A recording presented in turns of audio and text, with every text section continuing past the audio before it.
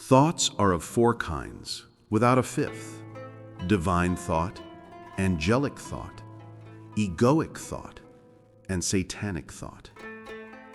These words uttered by Ibn Arabi are not mere descriptions of the mind.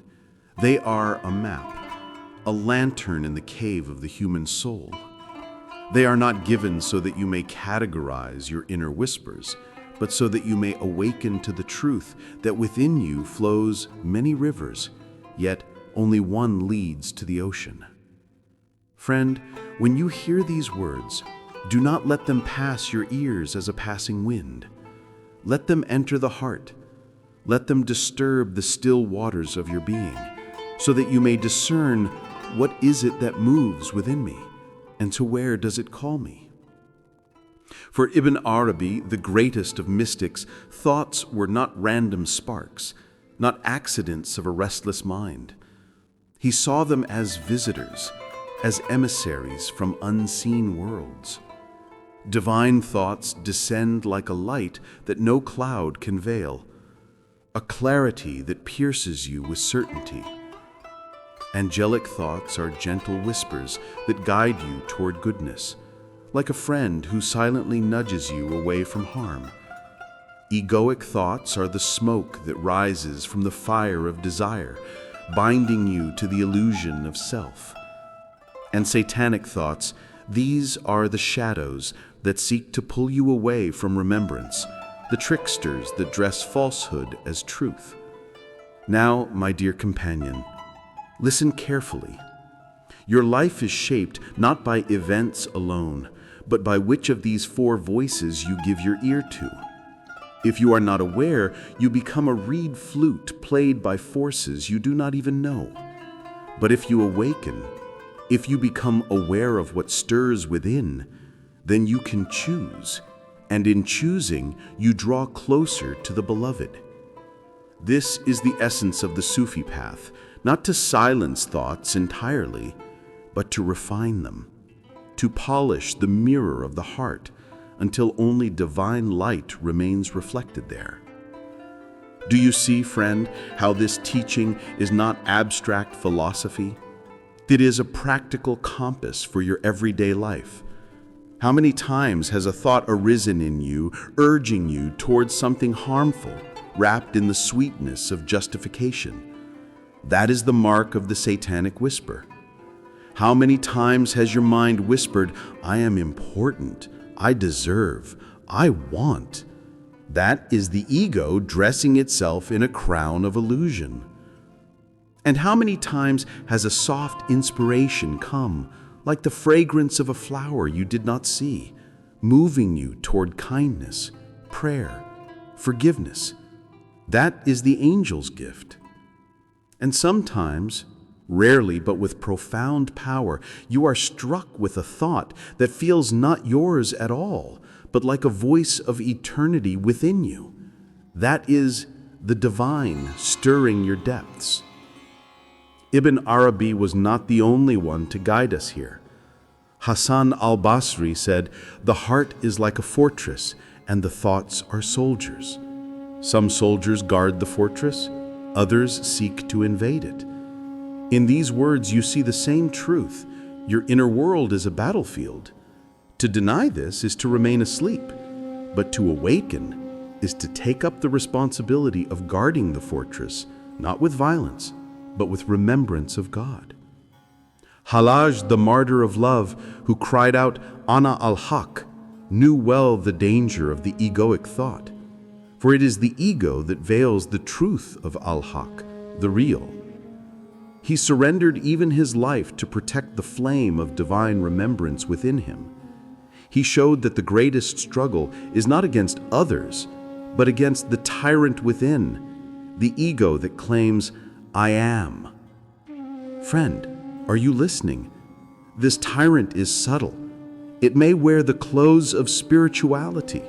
It may whisper, "You are advanced, you are holy, you are chosen." Be careful.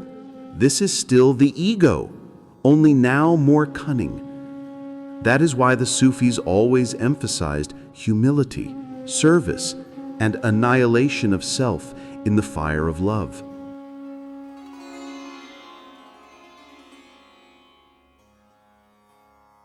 Let me tell you a story. There was once a dervish who came to Abd al-Qadir al-Jilani, troubled by constant thoughts. He said, "Master, my mind is full of noise. I pray and still I am distracted. I remember God, yet the whispers do not cease." The master smiled and replied, "Do not fight the river. Sit by it and watch what passes. Do not drink from every stream. When a thought comes, ask, does this bring me nearer to God or farther away?" The dervish understood. It was not about silencing the mind, but about discerning the source of each thought, choosing to drink only from the waters of remembrance. So, my friend, in your own modern life, when the phone in your hand draws you into endless scrolling, when the world fills your mind with noise, advertisements, desires, fears, ask yourself, which of the four streams is this thought flowing from? If it fills you with emptiness, if it steals your peace, know that it is not divine. If it encourages kindness, patience, or prayer, know that it is angelic. If it inflates your sense of I and mine, recognize it as ego. And if it pulls you toward forgetfulness, away from remembrance, call it what it is, a satanic whisper. Awareness is your shield. Rumi once said, "The mind is a guest house, every morning a new arrival." He told us to welcome even the dark thoughts because they too are guides. Why? Because they show you where you must turn, what you must purify, where you must surrender. The divine uses even the satanic whisper to teach you vigilance. Nothing is wasted. Everything can be a mirror if you look with the eyes of the heart. Friend, let me ask you, when was the last time you stopped and asked yourself, from where did this thought come? Do not take every thought as your own. You are not the author of every whisper in your mind. You are the host, not the guest. You can choose which guests to keep and which to gently let go. That is the freedom God has given you, not to control every thought, but to choose which one you follow. Do not be afraid of the egoic thought. It is a teacher too. Yunus Emre said, "I sought to know myself, and I found God." How did he find God? By facing himself, by confronting the illusions of the ego, by recognizing that every selfish thought was a veil over the beloved's face. The ego is not to be hated, but to be understood, disciplined, purified. Like a wild horse, it can trample you, or, if trained, it can carry you swiftly to the friend. And do not despair when satanic whispers arise. Do you think you are alone in this struggle? Even the prophets were tempted, but they did not yield. They remembered God, and in remembrance, the whispers fell silent. Ibn Arabi teaches us that the satanic thought is not permanent. It has no true substance. It is like a shadow that disappears when the light of remembrance shines. So turn your heart to dhikr. Repeat the name of the beloved, and watch how quickly the shadows scatter. Modern man suffers from endless noise, thoughts of anxiety, thoughts of ambition, thoughts of self-doubt. These are the modern forms of egoic and satanic whispers. You are told you are never enough. You must buy more, achieve more, be more. But Sufism whispers, you are already enough, because you are a mirror of the divine. You need not chase worthiness, you need only uncover it. Ibn Arabi said that divine thought is the thought that comes with certainty, with no doubt, with peace. Have you ever felt such a thought? Perhaps in prayer, perhaps in silence, perhaps in love, when you simply knew what was right, without words, without reasoning. That is the divine within you. Friend, let us go deeper, for thoughts are not only visitors, they are seeds. When a thought rests too long in the soil of your heart, it takes root. And when it takes root, it becomes an action, a habit, a destiny. This is why the masters insisted, guard the first moment of thought. When the whisper arrives, discern it. Do not let it pass unexamined. For a satanic whisper, if left unchecked, grows into a chain that binds your soul. An egoic thought, if indulged, becomes a fortress of pride around your heart. But an angelic thought, if nurtured, becomes a tree of goodness whose shade comforts you and others. And a divine thought, if embraced, becomes a flame that consumes every veil, leaving only union with the beloved. Ibn Arabi said, "There is no fifth category." Some may wonder, are there not countless varieties of thoughts? Indeed, there are endless colors, endless shapes, but all fall into these four rivers. To know this is to simplify your path. You need not be lost in complexity. You only ask, does this thought lead me toward God or away? If toward, embrace it. If away, release it. The heart knows if you listen. Do you remember, my friend, how Rumi spoke of the reed flute? Torn from the reed bed, it cries with longing. That cry is the sound of separation, the music of the soul yearning for reunion. Every thought you entertain is either the voice of the reed longing for home or the noise of the world drowning that song. The Sufi path is to recognize the song, to nurture the longing, to let the heart's music rise above the clamor. Let me tell you another story. Shams of Tabriz once said to a student, "If a thought enters you and makes you forget God, it is a thief. Would you invite a thief to dine with you?" The student laughed, but then he understood.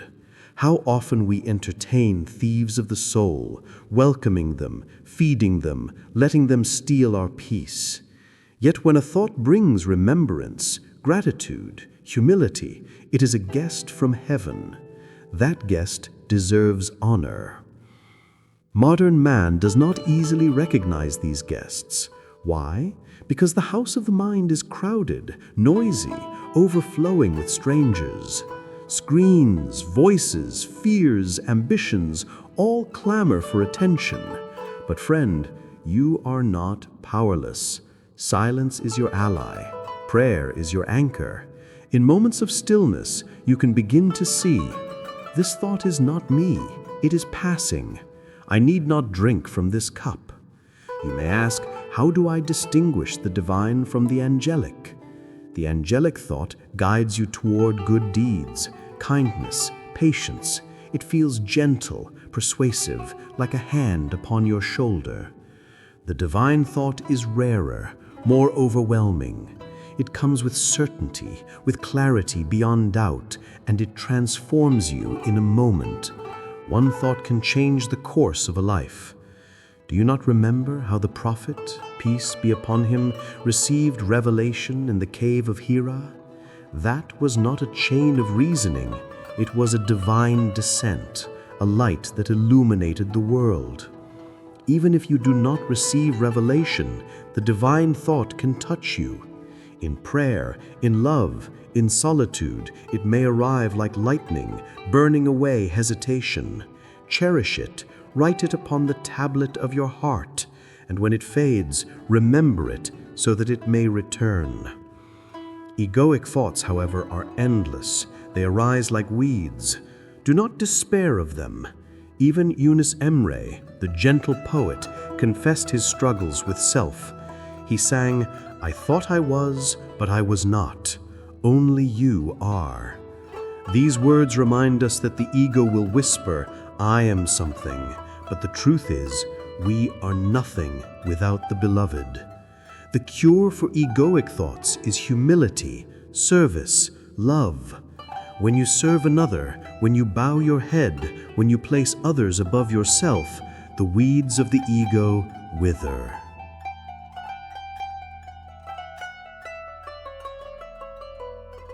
As for satanic thoughts, know that they cannot harm you if you do not embrace them.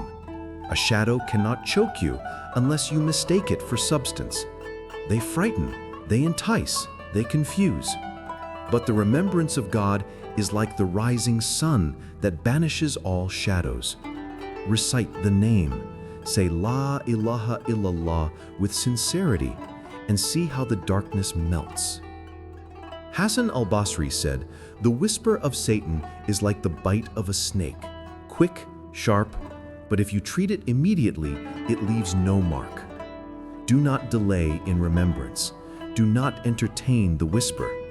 Treat it at once with zikr, with prayer, with turning your face to the beloved. Let us reflect, my friend, on why these masters gave us this teaching. They did not want to imprison us in fear of thoughts, they wanted to free us. By naming the sources, they showed us that not every thought deserves our loyalty. Too often we think, if it is in my mind, it must be me. No, you are not your thoughts. You are the awareness of them. You are the mirror in which they pass. You are the soul that watches. This is the beginning of freedom. Friend, imagine a clear night sky. Stars appear and disappear. Clouds pass. The moon waxes and wanes. Yet the sky itself remains untouched. That sky is your soul. The thoughts are only passing clouds, stars, shadows. Do not mistake them for yourself. Ibn Arabi's wisdom is a reminder: remain the sky, not the cloud. In the modern world, anxiety has become a plague. Thoughts race endlessly, whispering of failure, of insufficiency. These are egoic and satanic streams disguised as urgency. The cure is to pause, to breathe, to return to the remembrance of God. Each breath can be zikr. Each heartbeat can say, Allah, Allah. When you root yourself in remembrance, the anxious thoughts lose their power.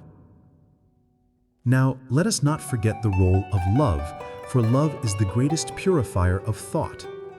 Haji Bektash Veli taught that love dissolves all veils. When the heart burns with love of the beloved, satanic whispers cannot enter, egoic pride cannot survive. Love is the fire that refines. It is not enough to analyze thoughts, you must inflame your heart with love. Then, like moths, the impure thoughts will burn away in the light. Tapduk Emre once tested Yunus by making him serve with humility for years, gathering wood for the dervish lodge. Why? To discipline his ego, to purify his thoughts. Through service, Yunus's heart became so light, so pure, that his poetry flowed as divine inspiration. Service is a medicine. Friend, if your mind is troubled by restless thoughts, serve. Help another. Give freely. In giving, you silence the ego, you turn away the satanic whisper, you invite the angelic, and you open the door to the divine. Let me return to you, companion of the path. What will you do now that you know these four rivers? Will you let them all flow into you, muddying your soul? Or will you choose the pure stream?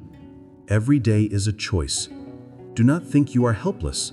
Awareness is the key. Once you see, you are already free. And yet, do not strive with harshness. The Sufi way is gentleness. Do not condemn yourself for dark thoughts. Even the greatest saints had them. What matters is not the arrival, but your response. If you respond with remembrance, with humility, with love, then even the dark thought becomes a servant, teaching you vigilance. Friend, let me whisper to you, the divine thought is closer than you think. It is not always lightning or revelation. Sometimes it is as simple as the urge to forgive, the desire to pray, the gratitude for breath. Do not overlook these. They're pearls scattered before you. Collect them. Live by them. Ibn Arabi's map ends with 4, but the journey continues beyond categories. For when you polish the heart completely, all thoughts dissolve into one, the remembrance of God. Then there is no division, no need to analyze. Every breath, every thought, every heartbeat becomes Allah, Allah. That is union. That is the ocean into which all rivers flow. Friend, if you are weary, let these words be a resting place. If you are lost, let them be a compass. If you are proud, let them humble you. If you are broken, let them heal you. The masters gave these teachings not to burden you, but to free you. Do not despair.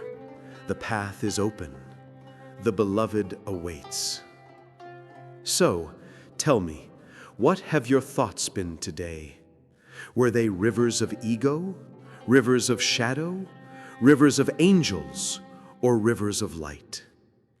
Reflect on this, and if you wish, share your reflection with me in the comments below, for in sharing, we remind one another, we hold one another up. And if this journey has spoken to your heart, if it has kindled even a small flame within you, then walk with us. Subscribe to this channel, not as a number, but as a companion on the path. Because you are not alone, my friend. We are seekers together, wanderers in the desert, travelers to the beloved. Until the next time, may your thoughts be rivers of light, may your heart be a mirror of the divine, and may your soul rest in the embrace of love. Peace upon you, companion. Peace upon you, seeker of truth. Peace upon you, beloved of the beloved. Friend, before we close this journey, let me share with you something essential. Thoughts are not only whispers inside your mind, they are doors. Each one you open leads you somewhere. One door opens into a garden of remembrance, another into the desert of forgetfulness. One opens into a room of pride, another into the vast sky of humility. This is why Ibn Arabi, the great master, told us that thoughts are of 4 kinds. He was teaching us to recognize which doors we are opening each day. Consider the life of Bayezid Bastami. Once, a disciple asked him, "Master, how did you reach such closeness to God?" He replied, "Every time a thought came that took me away from Him, I let it go. Every time a thought came that brought me near, I held it close, and in time, only nearness remained." Do you see the simplicity, friend? Spiritual greatness is not built in an instant. It is built by moment after moment of choosing which thought to follow, which door to open. Now think about your own day. When you wake, what is the first thought that greets you? Is it gratitude for being alive, or is it the worry of tasks and burdens? That first thought sets the tone for your whole day. If it is divine or angelic, the day becomes light. If it is egoic or satanic, heaviness follows.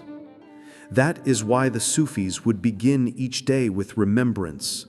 They would say, Bismillah before rising, giving the first fruits of the mind to God. In modern life, we are often told that success depends on productivity, on doing more, on being faster. Yet the masters remind us, true success depends on awareness, on being present with the divine. What use is outward success if the inner world is ruled by ego and shadow? And what loss is outward failure if the heart is filled with divine light? The world measures by wealth, status, and appearance, but the beloved measures by purity of heart, by sincerity, by remembrance. Let me tell you another story. Once, a man came to Shibli, the great Sufi, and said, "My mind is tormented by evil thoughts. I cannot escape them." Shibli laughed and replied, "Do not fear them. A dog may bark at the door, but if you do not let him in, he cannot harm you." What wisdom is this? The barking will never stop, friend. Thoughts will always come, The question is not how to silence them, but whether you open the door. If you ignore the barking, it fades. If you let the dog in, it bites. So guard the door of your heart wisely. Think of this in your own life. Social media, endless noise, constant comparisons, these are the barking dogs of our age. They call you, they disturb you, they whisper of inadequacy, of envy, of fear. But you need not let them in. You can close the door. You can turn instead to prayer, to poetry, to silence, to service. That choice is yours every moment. The Masters also warned us that even good thoughts can become traps if they inflate the ego. Abd al-Qadir al-Shilani once said, "Even when you think you are doing good, watch carefully. The ego may be hidden beneath the veil of piety." Perhaps you give charity and then boast of it, even if only inwardly. Perhaps you pray and feel superior to one who does not. This too is an egoic thought. Purity comes when the deed is done for God alone, without seeking praise, without seeking even the self's approval. True purity is to act as though you are absent, and only the beloved remains. Friend, take comfort. You are not asked to be perfect. You are only asked to remember, to see, to choose. And in every choice, the beloved draws nearer. The angels rejoice when you turn away from pride and toward humility, when you silence the shadow with remembrance, when you welcome divine light with gratitude. Every small victory matters. Every single thought transformed is a step toward union. Do you see how vast the mercy of God is? Even your struggles become your teachers. Even your failures can lead to surrender. Do not despair if egoic and satanic thoughts visit you often. The greater the struggle, the greater the reward. The more you resist forgetfulness, the brighter your remembrance becomes. Ibn Arabi himself said that the journey of the seeker is not in escaping the world, but in transforming the inner perception of it. That means your daily life, with all its distractions, is your training ground. Nothing is wasted. Every moment can serve. Let us return to the heart of this teaching. There are 4 rivers, and no 5th. But in truth, beyond these 4, there is only the one. For when you dissolve in love, when every thought is surrendered, there is no longer angelic or egoic, divine or satanic. There is only remembrance. There is only Allah. This is the secret of the Sufis, not to endlessly analyze, but to surrender so completely that analysis is no longer needed. The heart becomes pure, and in purity only the divine remains. So, my beloved friend, let this be your prayer tonight. O God, let my thoughts be rivers of light. Let me recognize the false from the true. Let me follow only what brings me to you. Say this with sincerity, and you will see how even the darkest night can be filled with stars. Now, I invite you, reflect on your own journey. Which of these 4 thoughts have you met most often? Which ones have guided you, and which ones have misled you? Share with me below, for your reflection may be a lantern for another traveler. And if this message has touched your heart, if it has reminded you of the vastness within you, then walk with us. Subscribe to this channel, not because numbers matter, but because companionship matters. Because on this path, no one is truly alone. We walk together, we remind one another, we support one another. Until we meet again, May your days be filled with divine thoughts. May your nights be visited by angelic whispers. May your ego be humbled by love, and may every shadow vanish in the light of remembrance. Peace upon you, friend. Peace upon your journey. Peace upon your heart.